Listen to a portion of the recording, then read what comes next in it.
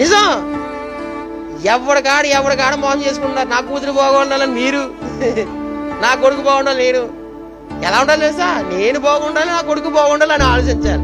నేను వెళ్ళాలి, నా కొడుకు వెళ్ళాలి, నా కూతురు వెళ్ళాలి అని ఆలోచించాలి.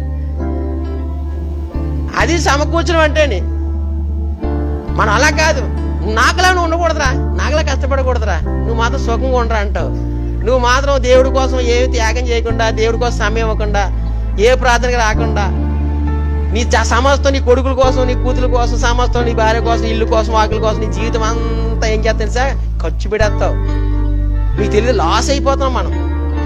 ఎలా లాస్ అయిపోతావు తెలుసా? నిత్య జీవానికంటే ఇది ఎక్కువగా ప్రేమిస్తున్నావు. అంటే ప్రేమిస్తామని ఎలా చెప్తారు అనుకున్నా? అంటే నీకు సంఘంలో సంఘ కార్యక్రమం జరుగుతున్నప్పుడు, నువ్వు సంఘానికి విలువలు ఇవ్వలేనప్పుడు, సంఘం రాలేనప్పుడు నువ్వు ఎవరి కోసం పాటు పడుతున్నావు?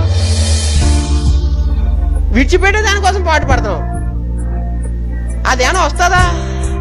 రాదు. రాలేదు కూడా పట్టుకెళ్ళని దానికోసం ఆరాటపడుతున్నాం. కూడా వచ్చేదాన్ని మాత్రం ఏం చేస్తాం? మనం విడిచిపెడుతున్నాం. దీన్ని బట్టి ఏమర్థమైంది మనకి? మనంత ఎర్రోళ్ళు ఎవరు లేరు. అంటే నేను అన్నది ఏంటంటే పల్లవ రాజ్యం అర్థం కాలేదు, నరకం అంటే భయం లేదు.